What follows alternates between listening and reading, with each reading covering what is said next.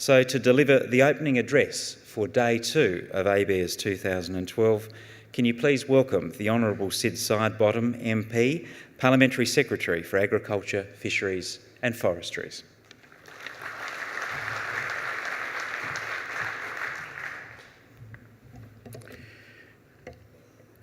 Thanks, Lee, very much, and thank you for the terrific job you do, both generally in your job, but most especially for Haywire.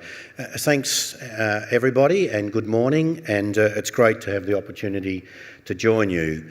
May I also pass on, if I may, my very best wishes and that of the government to anyone here who's from a community and or lives in areas that have been seriously affected by flooding most recently. Thank you if you were able to come. Australian farmers and their industries do the hard work involved in producing, processing, handling and selling produce from something like 136,000 farm businesses across the country, 99% of which are owned by Australians. The work generates something like $405 billion each year. $405 billion each year. In addition, Australian farmers make significant contribution to feeding people in a range of countries overseas and to contributing to global food security. In our own region, half the world's population will be on Australia's doorstep by 2020, representing unparalleled opportunities for our farmers and the farm sector. Despite climatic difficulties experienced in some of Australia's major food-producing regions in 2011, Australian farm export earnings are forecast to rise in 2011-12, notwithstanding an expected slowdown in world economic growth. 2012, as the Australian Year of the Farmer, is an opportunity for all Australians to recognise and celebrate the contribution to our economy and quality of living that our farmers make. Now, on Australia Day, the Governor-General eloquently and appropriately celebrated and reinforced the role and importance of farmers and farming in making Australia the lucky country that it is. The Governor-General reminded us that the food we eat, the clothes we wear, the wine we drink, our shoes, our office stationery, the timber in our houses and in our kitchen tables are all connected to farming. So many essentials of daily life are there for us because of the effort of our farmers.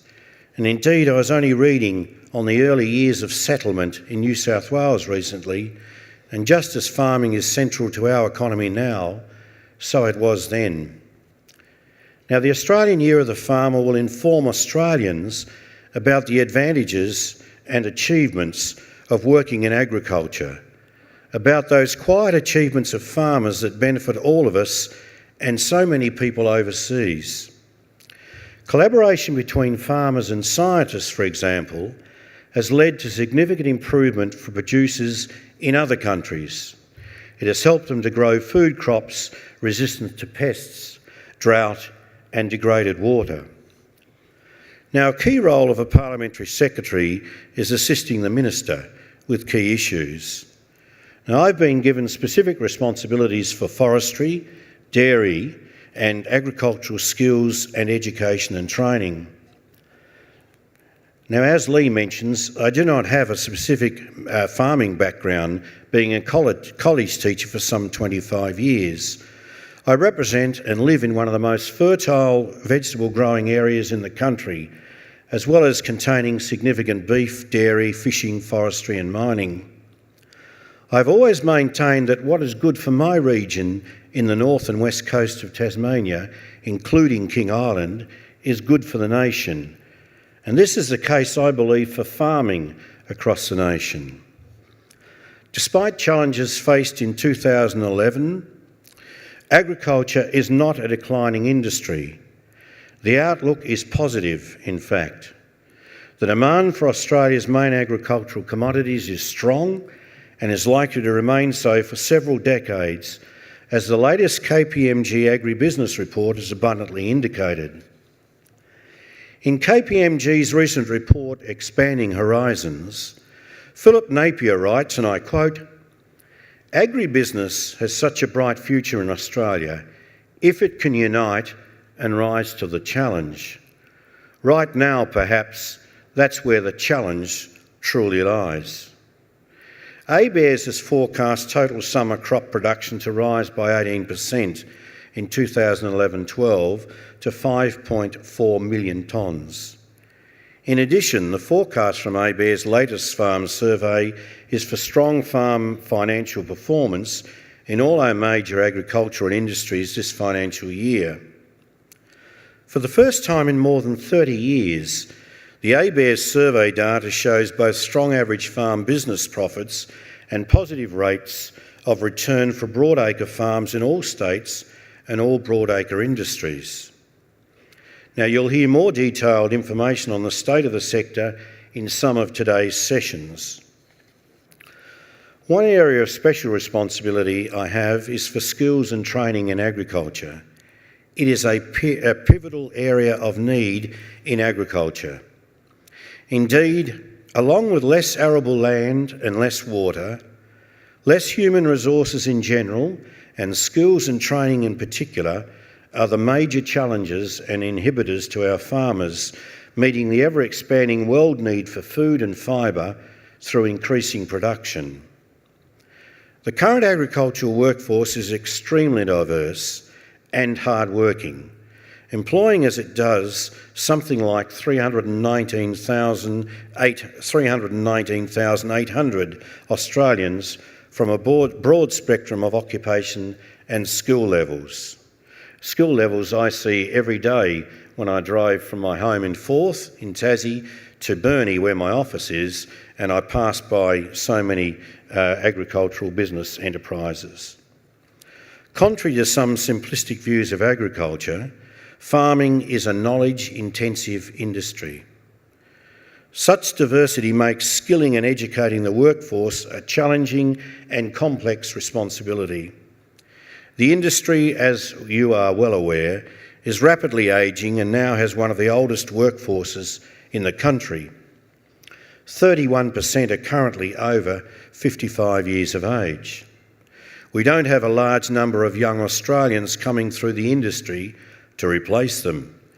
Only 22.1% of employees in the agricultural sector are less than 35 years of age.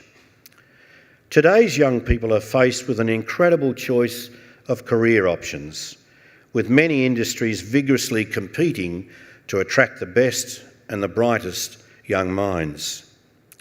Unfortunately, for a variety of reasons, many young people don't appreciate the breadth and depth of careers available in Australian agriculture, and we are losing these people to other industries, such as mining.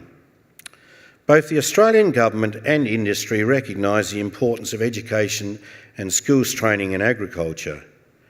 Over the coming decades, Australian agriculture will require new farming systems that use land, water, nutrients, pesticides and energy much more efficiently.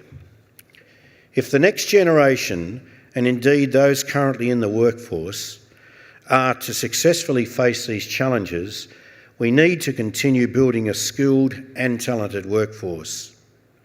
I know this challenge is at the forefront of the National Farmers Federation, and I'm happy that they, training agencies and the federal and state governments are working together to give this more coherence and momentum. I recently met some bright young Australians at Parliament House after addressing the 2011 winners of ABC's Haywire initiative. And there's no doubting their love of regional and rural Australia. They are salespeople with the language, the enthusiasm, the aspirations, and the skills to farm the future in Australia. Young people need to see and hear what is good about farming, wherever possible to experience its challenges and opportunities. The full range of skills exist in agriculture, and it is these that need to be highlighted, not just the idea that agriculture necessarily or only means to be a farmer.